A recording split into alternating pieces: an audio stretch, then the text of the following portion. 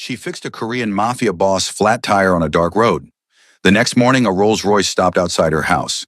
The rain was coming down in sheets when Holly Banks saw the black Bentley pulled over on the shoulder of the 110 freeway, hazards flashing like a distress signal. It was 2:47 a.m., and she was exhausted from a double shift at the diner, her feet screaming in her worn sneakers, tips from the night barely covering gas money. Every rational part of her brain said, keep driving. This was LA. Nothing good happened on dark freeways at 3 a.m., but Holly had been raised by a grandmother who believed in helping people. Consequences be damned. And something about the way the driver stood in the rain, staring at his flat tire like it had personally betrayed him, made her pull over. She grabbed the ancient roadside kit from her trunk, the one her uncle had insisted she keep, and approached cautiously. The man turned, and Holly's breath caught. He was young, maybe 28, Korean, with features so sharp they could cut glass. Rain plastered black hair to his forehead, and his designer suit was ruined. But that wasn't what made her freeze. It was the tattoo crawling up his neck, intricate, dangerous, serpentine designs that disappeared beneath his collar, the kind that marked him as someone who lived outside normal rules. His dark eyes assessed her with an intensity that sent warning signals down her spine. "You need help," Holly called out, raising her voice over the rain. He looked at her like she was an apparition. Then something shifted in his expression. Surprise, maybe, or disbelief. "You're stopping to help me?" His English was perfect, barely accented, voice deep and smooth like expensive whiskey. "Looks like you need it." Holly gestured to the flat tire. "You call roadside assistance?" "My phone died." He said it like admitting a personal failure. "And I don't know how to change a tire." Holly blinked. This man who looked like he could buy and sell entire city blocks, who wore a suit that probably cost more than her car, who had danger written in ink across his skin, didn't know how to change a tire. Despite everything, she laughed. "Seriously? I've had people for that." A ghost of a smile touched his lips. "Until tonight, apparently." "Well, tonight you've got me." Holly popped open his trunk, found the spare pristine, probably never touched, and got to work. The rain soaked through her uniform, her hair plastering to her face, but she'd done this 100 times. Her uncle had made sure all his nieces knew how to handle car trouble. "I'm Holly, by the way. Park Woo-jin." He crouched beside her, watching intently as she positioned the jack. "What are you doing out here this late?" "Getting off work. Double shift at Rosie's Diner in Inglewood." Holly grunted as she loosened the lug nuts. "You?" "Business meeting ran late." Something dark flickered across his face. "Very late." Holly didn't ask what kind of business happened at 3 a.m. Didn't want to know. She just focused on the tire, the familiar rhythm of the work, trying not to notice how Woo Jin watched her every movement like he was memorizing something sacred. When she finally tightened the last lug nut and lowered the car, she was drenched and exhausted, but oddly satisfied. "There, should get you home safe." Holly stood, wiping her hands on her already ruined uniform. "Get it properly fixed tomorrow." Woo Jin rose too, and Holly realized he was tall, 6'2" at least, and the way he moved was predatory, controlled. "How much do I owe you?" "Nothing, just pay it forward." Holly headed back to her car. "Wait." His hand caught her arm, gentle, but she felt the strength behind it. "Your name, your full name, where you work. I need to repay this debt." "It's not a debt. It's just helping someone out." But something in his eyes made her answer. "Holly Banks, Rosie's Diner on Crenshaw. But really, you don't—" "I always repay my debts, Holly Banks." The way he said her name felt like a promise and a threat. "Always." Holly drove away with her heart pounding, watching him disappear in her rearview mirror. She told herself it was just adrenaline, just the weirdness of the situation. But deep down, she knew she'd just stepped into something that would change everything. The next morning, Holly woke to pounding on her apartment door. She stumbled out of bed in her sleep shirt and shorts, checking the peephole. Her neighbor, Mrs. Chen, stood there looking agitated, gesturing wildly toward the street. "Holly, there's a situation outside. Very expensive situation." Still half asleep, Holly opened the door. "What are you talking about?" "The Rolls-Royce, parked in front of your building, with the driver who won't leave until he speaks to you." Mrs. Chen's eyes were wide with curiosity and concern. "Child, what have you gotten yourself into?" Holly's stomach dropped. She threw on jeans and a hoodie, then went downstairs. Sure enough, parked on the street in front of her modest apartment building in a neighborhood where cars went on blocks and stray dogs outnumbered trees, sat a gleaming black Rolls-Royce Phantom. People were gathering, phones out, probably live streaming to social media. A man in a black suit and sunglasses stood beside the car, not Woo Jin, but clearly his employee. Korean, built like he bench-pressed cars for fun, with an earpiece and the kind of alertness that screamed professional security. Miss Holly Banks? He had a slight accent, voice respectful but firm. That's me. Look, if this is about last night, I already said, Mr. Park sent me to deliver his gratitude. The man opened the back door of the Rolls-Royce, revealing the interior packed with gift boxes. Designer labels Holly recognized from magazines. Chanel, Gucci, Louis Vuitton. He also wishes to extend an invitation to dinner tonight, 7 p.m. He'll send a car. Holly's mouth fell open. I can't accept this, any of this. Take it back. Mr. Park insists. He said you helped him when no one else would. He wishes to thank you properly. I changed a tire. That's not worth... Holly gestured helplessly at the Rolls-Royce full of boxes that probably cost more than she made in a year. All this. To Mr. Park it is. The security guard's expression softened slightly. He's not a man who forgets kindness. Please, accept the gifts and the dinner invitation. It would honor him. By now, half the neighborhood was watching. Holly's best friend Jasmine pushed through the crowd, took one look at the situation, and grabbed Holly's arm. Girl, we need to talk. Right now. Miss Banks? The security guard prompted. I'll think about dinner, but I can't take all this. Maybe just... Holly scanned the boxes, feeling overwhelmed. Maybe just one thing, so he doesn't feel disrespected. The guard nodded approvingly. Very wise. May I suggest? He reached in and pulled out a medium-sized box. Mr. Park personally selected this one for you. Holly took it, feeling the weight of the neighborhood's eyes on her. Tell Mr. Park thank you. That's very generous. And dinner? I'll let you know. Holly clutched the box and let Jasmine drag her back inside, while the crowd erupted in speculation. Okay, spill. Everything. Now. Jasmine paced Holly's tiny living room, while Holly sat on the couch staring at the unopened box. Who is Mr. Park and why is he sending Rolls-Royces to the hood? Holly explained about the flat tire, the rain, the man with the neck tattoo who'd looked at her like she was performing a miracle instead of basic car maintenance. Neck tattoo? Jasmine stopped pacing. Holly, was it like serpent designs, dragons, super detailed? Yeah, why?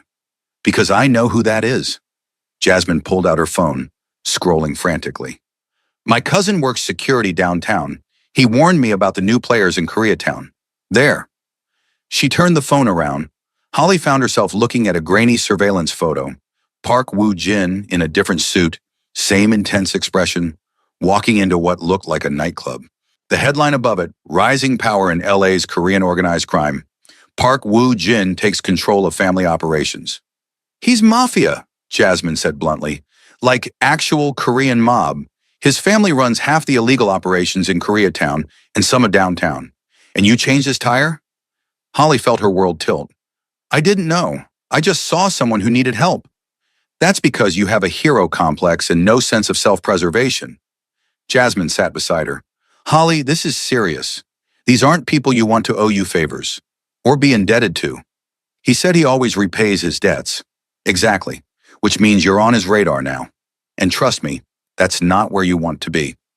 Jasmine pointed at the box. Open it.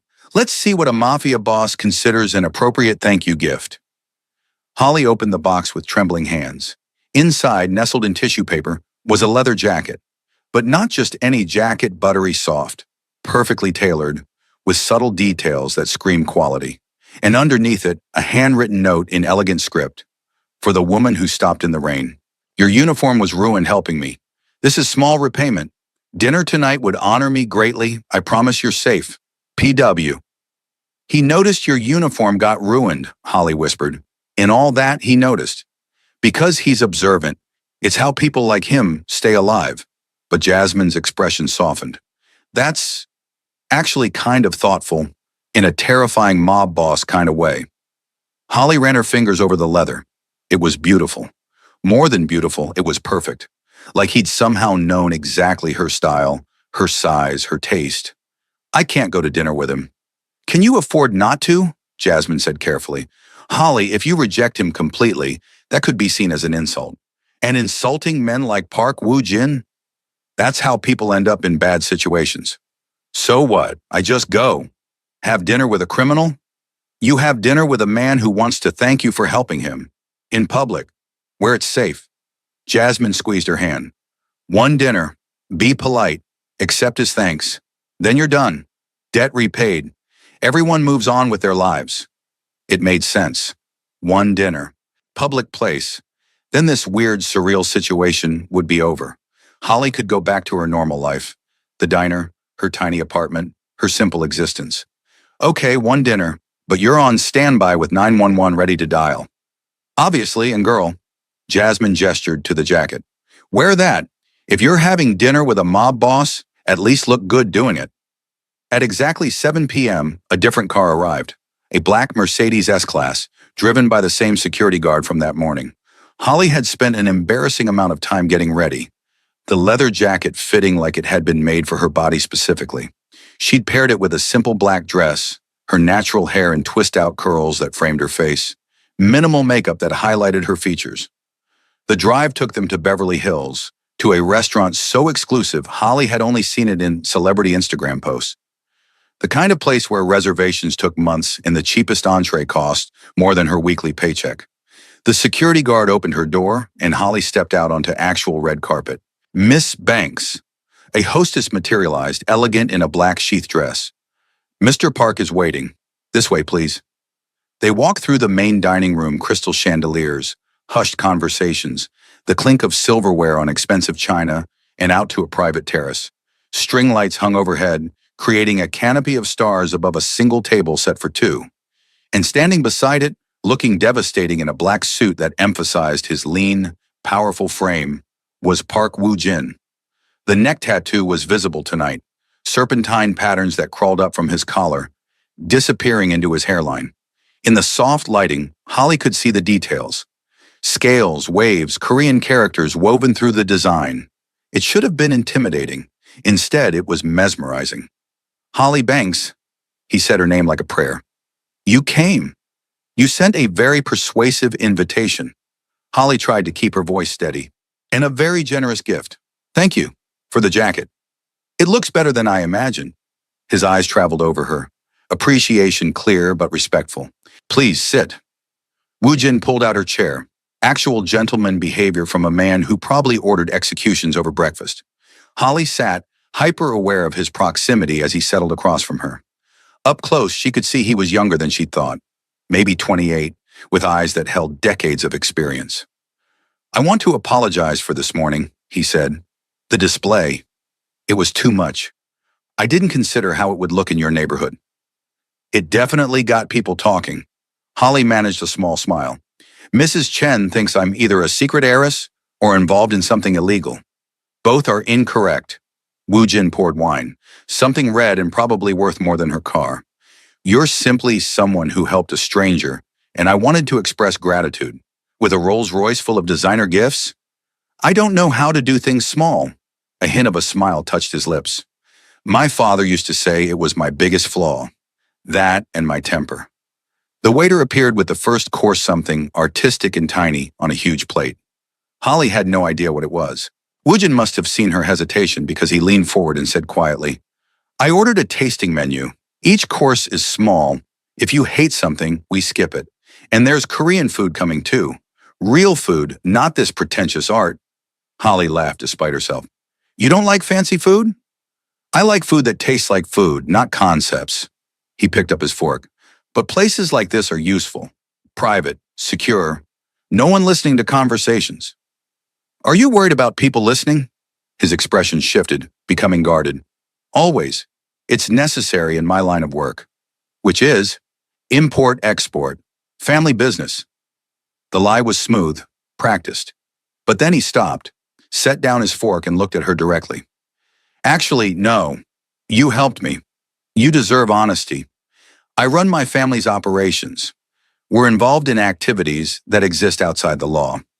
what you might call organized crime. The blunt confession hung between them. Holly set down her wine glass carefully. Why tell me that? Because you'll find out anyway. And because I won't insult your intelligence by lying when you showed me kindness. His dark eyes held hers. I want you to understand what you stepped into last night, who you helped, so you can make an informed decision about whether to continue this dinner or leave right now. I'll have you driven home either way, with my gratitude and my promise that you'll never be bothered again. Holly should have stood up, should have thanked him politely and left. Instead, she found herself asking, if you're so dangerous, why didn't you have guards with you last night? I did. 2 cars ahead, 2 behind. They handle external threats. They don't change tires. Woo Jin's smile was self-deprecating. I'm powerful, Holly, but I grew up privileged. There are basic skills I never learned because I always had people to handle them. Last night, when my phone died and my people got delayed by an accident on the 405, I was helpless. And then you appeared. Like an angel in a stained uniform? Exactly like that. His expression grew serious.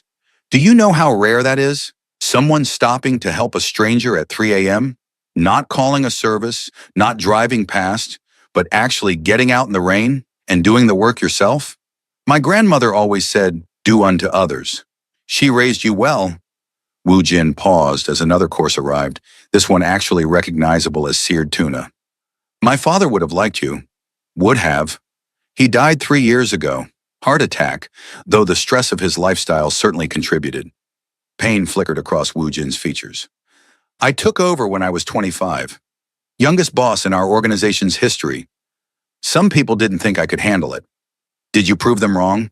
Violently. The word was simple, dark, a reminder of who she was dining with. Then he shook his head. I'm sorry. This isn't appropriate dinner conversation. You said you wanted honesty. Holly surprised herself with her boldness. So be honest. What do you want from me? Why am I really here? Woo Jin was quiet for a long moment, studying her face like he was memorizing every detail. Then he said, because in 28 years, I've never met someone who looked at me and saw a person who needed help instead of someone to fear or use. You didn't know who I was. You just saw someone stranded and vulnerable, and you stopped. That's extraordinary. It's really not. It is to me. He leaned forward. Holly, I'm surrounded by people who want things from me. Power, money, protection, status. Everyone has an angle. Everyone's calculating. But you risked your safety to help a stranger and ask for nothing in return. That's rare. That's valuable. That's someone I want to know. Holly's heart was racing. This is crazy. We're from completely different worlds. I know. You work at a diner in Inglewood. I run a criminal empire in Koreatown. You help people. I hurt them when necessary. You're everything good about this city, and I'm everything dangerous. His eyes held hers. But Holly, maybe that's why this makes sense. Maybe I need someone who reminds me that goodness exists. And maybe you need someone who sees your strength and values it. You don't know what I need. Then tell me. Let me get to know you. Not one dinner, multiple dinners, conversations, time. He pulled something from his pocket, a phone. Brand new, top of the line. My number's programmed in. Call me. Text me. If you want nothing to do with me, block me and I'll respect that. But if you're even slightly curious about where this could go, reach out, please. Holly took the phone with trembling hands.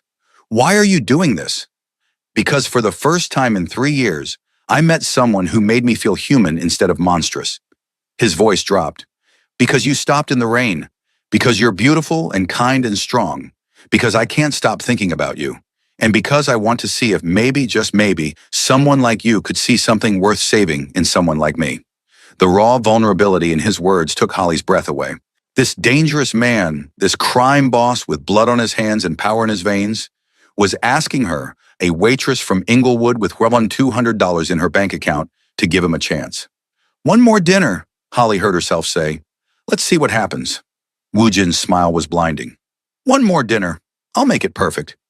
The second dinner was at a hole-in-the-wall Korean restaurant in K-Town, the kind with plastic chairs and handwritten menus where ajumas ruled the kitchen with iron fists. Woo Jin showed up in jeans and a simple black t-shirt that showed the full extent of his neck tattoo and hinted at more ink beneath the fabric. This is more my style, he said as they settled into a booth. Real food, real conversations. No pretense. They ordered too much. Bulgogi, japchae, kimchi jjigae, soju, banchan covering every surface. And they talked.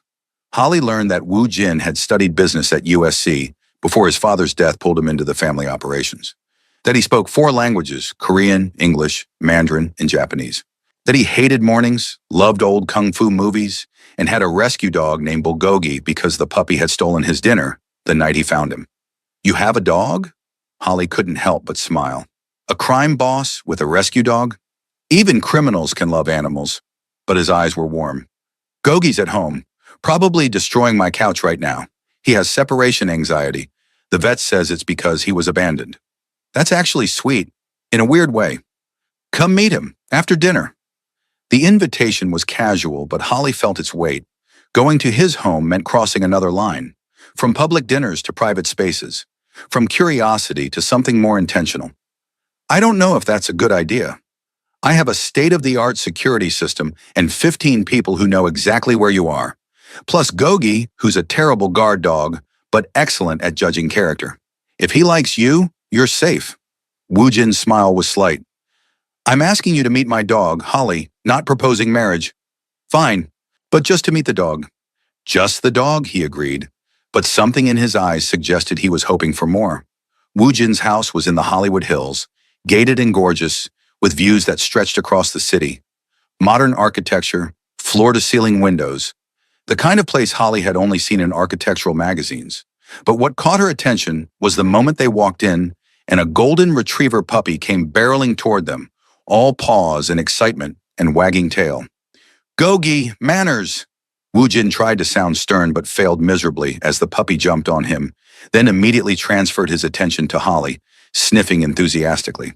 Oh my God, he's adorable. Holly crouched down, letting Gogi lick her face with abandon. You're just a baby. Yes, you are. Woo Jin watched them with an expression Holly couldn't quite read, soft, almost awed. He likes you. He usually hides from strangers. That's because I'm not a stranger. I'm his new best friend. Holly laughed as Gogi flopped onto his back for belly rubs. Aren't I, buddy? They spent the next hour on Woo Jin's living room floor, playing with Gogi, drinking wine, talking about everything and nothing. Holly learned that Woo Jin's mother had died when he was 12, that his father had been distant but respected, that he had no siblings and sometimes the loneliness of his position threatened to consume him. I'm surrounded by people all day, he said quietly, watching Gogi chew on a rope toy. Soldiers, advisors, business associates. But it's all transactional, all based on power and fear. No one sees me. They see the boss, the position, the threat. Is that why you told me the truth so quickly? Holly asked. Because you wanted someone to know the real you? Maybe. He turned to look at her, and the intensity in his eyes made her breath catch. Or maybe I just knew that lying to you would be a waste, that someone who stops in the rain to help a stranger isn't someone who scares easily. I'm terrified right now, Holly admitted. Terrified of what this is, what it could become, how different our lives are. So am I. Woo Jin moved closer, his hand reaching out to tuck a curl behind her ear. I'm terrified that you'll realize how dangerous knowing me is and run, or that I'll somehow ruin this before it really starts, or that I'm already falling for you and there's no way to stop it. Woo Jin, I know it's too soon. I know we barely know each other. But Holly, I can't stop thinking about you. Can't stop wanting to know everything. What makes you laugh? What makes you angry? What you dream about at 3 a.m. when you can't sleep? I want all of it. Holly should have pulled away, should have said this was moving too fast.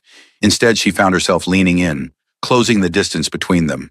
Their lips met softly, tentatively, a question and an answer all at once. Woo Jin's hand came up to cup her face, thumb brushing across her cheekbone with devastating gentleness. When they broke apart, both breathing hard, Gogi had climbed into Holly's lap and fallen asleep. The moment was absurd and perfect and terrifying. Stay, Woo Jin whispered. Not for anything physical, just stay. Sleep in the guest room. Let me make you breakfast in the morning. Let's see what normal feels like. You want normal? I want you, whatever that looks like. His eyes held hers. But I'll take whatever you're willing to give, even if it's just one more night of feeling like a person instead of a position.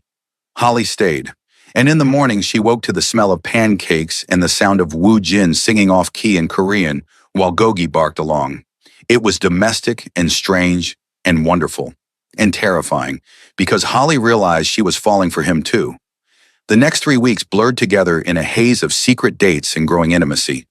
Woo Jin took her to hidden restaurants where they could talk for hours, introduced her to his world through art galleries and concerts and late-night drives through the city. And slowly, Holly began to see past the tattoos and their reputation to the man underneath. He was complicated, capable of extreme violence, but also extreme gentleness. He ran his organization with cold precision but cried while watching sad movies. He commanded respect through fear, but treated service workers with careful courtesy. And with Holly, he was vulnerable in ways she suspected he'd never been with anyone else.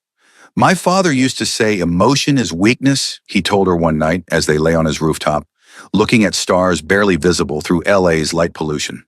"That to lead you must be feared. Never loved, never soft." I built my reputation on that philosophy, became exactly what he wanted: ruthless, efficient, untouchable. "But," Holly prompted, her head on his chest, listening to his heartbeat, "but I'm so fucking tired of being untouchable." His arms tightened around her. "I'm tired of being alone. Tired of every relationship being transactional. Tired of wondering if I'm becoming the kind of monster who doesn't deserve happiness." "You're not a monster. I've killed people, Holly.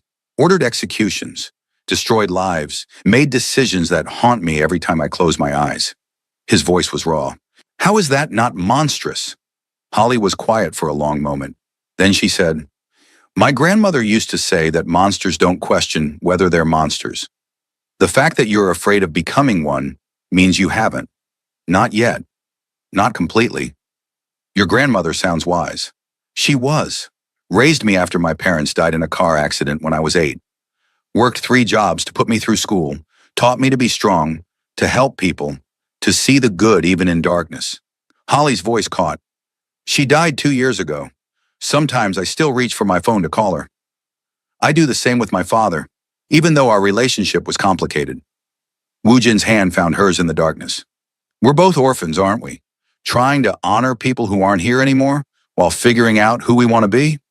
"Yeah, I guess we are." They stayed like that for hours, wrapped in each other, finding comfort in shared grief and the tentative hope that maybe they could build something new together. But reality crashed back in violently 3 days later. Holly was closing at the diner, her first shift in weeks, having cut back her hours as things with Woo Jin intensified, when 3 men walked in. Korean, wearing expensive suits, with the kind of cold eyes that set off every alarm bell in her head. "Holly Banks?" The leader's English was accented, precise. "We need to talk about Park Woo Jin." Fear spiked through her. "I don't know what you're talking about." "Don't insult us. You've been seen with him. Multiple times. We know you're close." He slid into a booth, his companions flanking the exits. "Sit.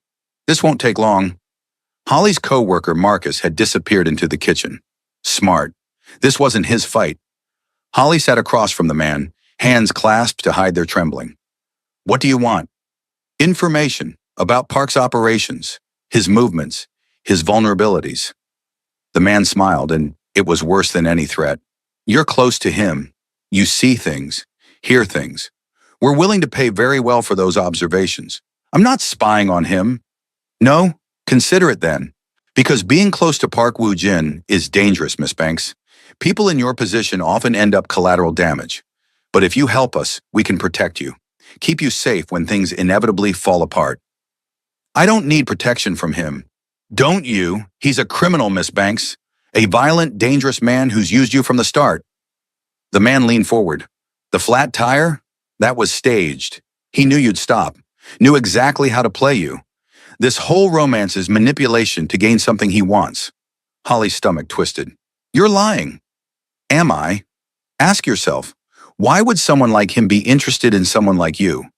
What do you have that he could possibly want except access to places he normally can't go?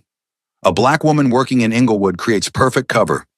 No one suspects the poor waitress of being connected to organized crime." The words hit like physical blows. Every insecurity Holly had been suppressing came roaring back. She was nobody, nothing. Why would someone like Woo Jin want her except to use her? For 3 days, Holly avoided Woo Jin's calls and texts. She went to work, went home, locked her doors, and tried to convince herself that walking away was the smart choice. That men like him didn't really fall for women like her. That she was saving herself from inevitable heartbreak or worse. On the 4th day, Woo Jin showed up at her apartment. Holly opened the door to find him looking wrecked, hair disheveled, circles under his eyes, the careful control he always maintained, completely shattered. "What did I do?" His voice was rough. "Tell me what I did wrong so I can fix it." "Nothing. You didn't do anything." Holly couldn't meet his eyes. I think we moved too fast. This isn't going to work." "Bullshit." Woo Jin pushed past her into the apartment, not aggressive, but desperate. "Something happened. Tell me what happened." "Nothing happened. I just realized how different we are. How impossible this is. You're you, and You're what? Not good enough? Not worthy?" Anger flashed across his face. "Who told you that? Who got to you?" "No one got to me. I'm being realistic." "You're lying, and you're bad at it."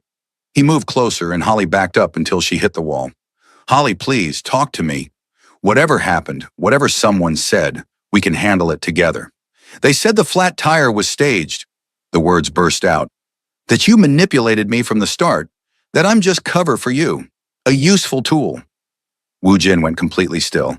Then quietly, "Who said this?" "It doesn't matter. It matters to me." "Who threatened you?" Each word was measured, dangerous. "Tell me right now, Holly, or I tear this city apart finding out." "3 men, Korean, at the diner. They wanted me to spy on you." "Fuck." Woo Jin pulled out his phone, typing rapidly. "Description. Everything you remember." Holly described them, watched as Woo Jin's expression grew darker with each detail. When she finished, he made a call. Rapid Korean, his voice cold and commanding. Then he hung up and turned back to her. "The Choi organization. My father's old rivals. They've been trying to undermine me for years." His hands clenched into fists. "And they came after you. Threatened you. Made you doubt everything we have." "Was it real?" Holly whispered. "The flat tire? Or did you plan it?" "Holly." Woo Jin crossed to her, taking her face in his hands. "Look at me. The flat tire was real. A piece of road debris I didn't see until too late. My guards getting delayed was bad luck and LA traffic. You stopping was a miracle I didn't deserve. Everything since then, every dinner, every conversation, every moment has been real. The realest thing in my life. How do I know you're not just a really good liar? Because I'm going to prove it." He pulled out his phone again, pulled up files. "These are my calendar entries from that night. Meeting locations, times, routes. None of them go through that section of freeway. I was taking a shortcut home because I was tired and not thinking. Here's the receipt from the tire shop the next day. Here's the incident report my security filed about the delay." Holly looked through everything, her hands shaking. It all checked out. Every detail. They said what they needed to say to make you doubt me, to isolate you, to turn you into an asset they could use." His thumb brushed across her cheek. "Holly, I'm a lot of terrible things, but I'm not using you. I'm falling in love with you. Catastrophically, inconveniently, completely." "You love me?" Her voice cracked. "I'm terrified of how much." His forehead pressed against hers. "You stopped to help a stranger in the rain. You see good in people who don't deserve it.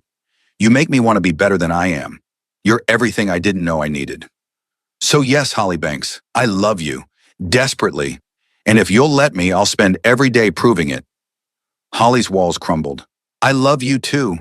And it scares the hell out of me." "Good, we can be terrified together."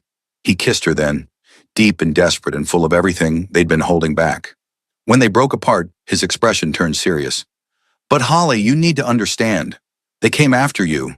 That means you're a target now. I need to keep you safe." "How?" "Move in with me. Let me upgrade your security. Let my people protect you." "That's asking me to give up my independence, my life. I'm asking you to let me keep you alive." His voice was raw. "Please, Holly, I can't lose you. Not when I just found you." Holly thought about her tiny apartment, her simple life, the independence she'd fought so hard to maintain. Then she thought about Woo Jin's eyes, Gogi's wagging tail, the feeling of being seen and valued and loved completely. Okay, but I keep my job, my friends, my life. I'm not becoming some kept woman who disappears into your world. I don't want you to disappear. I want you exactly as you are. He pulled her close. We'll figure it out. Together. Moving in with Woo Jin was surreal. Holly kept waiting for reality to reassert itself, for him to show his true colors, for this fairy tale to crumble. Instead, they fell into a rhythm. She worked at the diner now with discreet security that Woo Jin insisted on. He ran his empire with ruthless efficiency, and at night they came home to each other in Gogi and something that felt shockingly like domestic bliss. But the Choi organization didn't give up. Small provocations escalated. Threats, near misses, attacks on Woo Jin's operations. And Holly watched the man she loved become harder, colder, more dangerous as he fought to protect what was his. I'm ending this, he told her one night after a particularly close call where one of his men ended up in the hospital.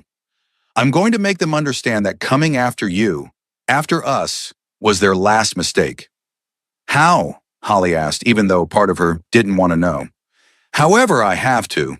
His eyes were dark. Holly, I need you to trust me, to know that everything I do to build a life where we can be together without constantly looking over our shoulders.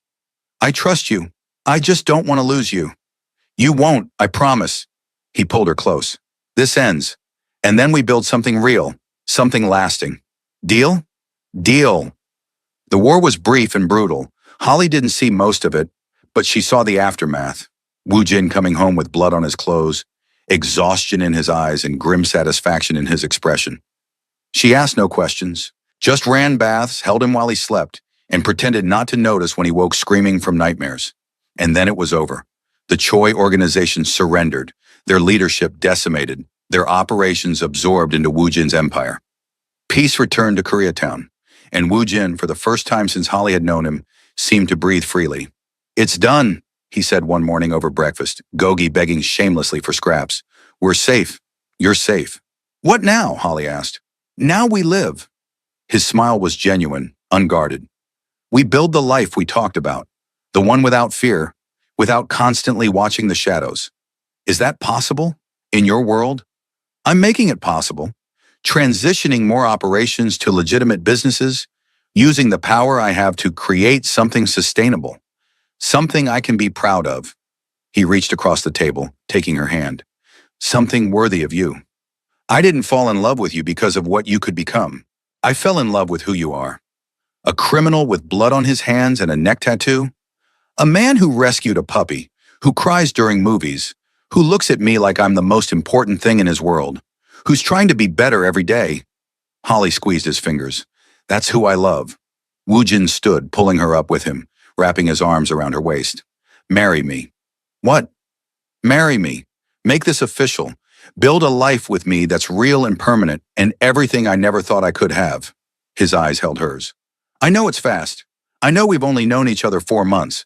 But Holly, I've never been more sure of anything. Say yes. Holly's heart was racing. This was insane. Impossible.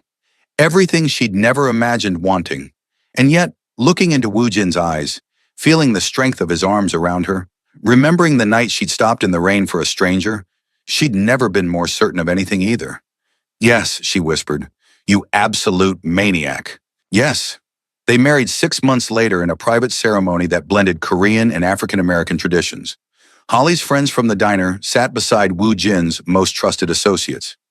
Mrs. Chen cried through the entire ceremony. Gogi served as ring bearer and nearly ate the rings. It was chaotic and perfect, and absolutely them. I never thought I'd have this, Woo Jin said during their first dance, holding Holly close. Family. Real family. Someone who chose me knowing everything. I never thought I'd end up married to a man I met while changing his tire. Holly laughed. Life is weird. It's perfect. He kissed her forehead. You're perfect. I'm really not. I'm stubborn and independent, and I'll probably drive you crazy. I'm counting on it. His smile was blinding. Drive me crazy, Holly Park, for the rest of our lives. 2 years later, Holly stood in the living room of their home, not the Hollywood Hills house, but something they'd bought together in View Park, with a yard for Gogi and guest rooms for the family they planned to build, and marveled at how far they'd come. Woo Jin had been true to his word. His operations were almost entirely legitimate now. He'd become a respected businessman, using his resources to invest in community programs and Korean-American cultural initiatives. The transition hadn't been easy or clean, but he'd done it. Become someone his father might not recognize, but Holly was endlessly proud of. And Holly had grown too. She'd gone back to school part-time, was working toward her business degree, still worked at the diner 3 days a week because she loved it, but now had options, had freedom, had a partner who supported every dream she dared to have. "What are you thinking about?" Woo-jin asked, coming up behind her and wrapping his arms around her waist. His hands settled on her stomach, still flat, but not for much longer. They'd found out last week. A baby. Their baby. That night on the freeway, how everything changed because I stopped to help. Best decision I never made. He kissed her neck. Getting that flat tire. You mean the universe's way of throwing us together? Exactly that. He turned her to face him. Holly, do you have any regrets about us? About how fast everything moved? Not one single regret. She reached up to trace the tattoo on his neck, the serpent design she'd memorized in loving detail. You? Only that I didn't get that flat tire sooner. His smile was soft. That we didn't have more time together, though I plan to make up for it by annoying you for the next 60 years. 60? That's all I get? Fine, 70, but that's my final offer. Holly laughed, the sound full and free. Deal. 70 years of crazy, impossible, absolutely perfect life together. They kissed as Gogi barked from the yard, demanding attention. And Holly thought about the girl she'd been working double shifts, driving home exhausted, stopping for a stranger in the rain. That girl had no idea that one decision, one moment of kindness would lead here. To love, to family, to a life she never could have imagined. Thank you, Woo-jin whispered against her lips, for stopping, for taking a chance, for seeing past everything I was to everything I could be. Thank you for getting a flat tire, Holly whispered back, for being honest, for loving me with everything you have. Always. His hand found hers, their fingers interlacing, for as long as I breathe. And outside, the city hummed with life, millions of stories unfolding, millions of chance encounters that would shape lives in ways no one could predict. But for Holly and Woo-jin, their story had begun with rain and a flat tire and one woman's decision to stop and help. And it would continue with a baby on the way, a rescue dog named after Korean barbecue, and a love that had survived impossibility to become the realest thing in both their lives. The Rolls Royce that had shown up at Holly's apartment that first morning sat in their garage now, next to her practical Honda, a reminder of where they'd started, of the gesture that had seemed too grand, too impossible, too much. But nothing was too much when it came to showing someone they mattered, that they were seen. That one act of kindness had changed everything. Come on, Woo-jin said, pulling her toward the door. Let's take Gogi for a walk. Enjoy the evening. In the neighborhood where a Rolls Royce caused a scene? In the neighborhood where I found my future. He kissed her hand, where everything began. They walked out together into the golden Los Angeles evening, ready for whatever came next. Because they'd learned that life was unpredictable, that love came from unexpected places, that sometimes stopping to help a stranger in the rain was the beginning of everything. And that family wasn't just about blood, it was about choice. About showing up, about building something beautiful from chance encounters and brave decisions. The flat tire had been fate. The Rolls Royce had been gratitude. But everything after, the love, the life, the family they were building, that was choice. Their choice.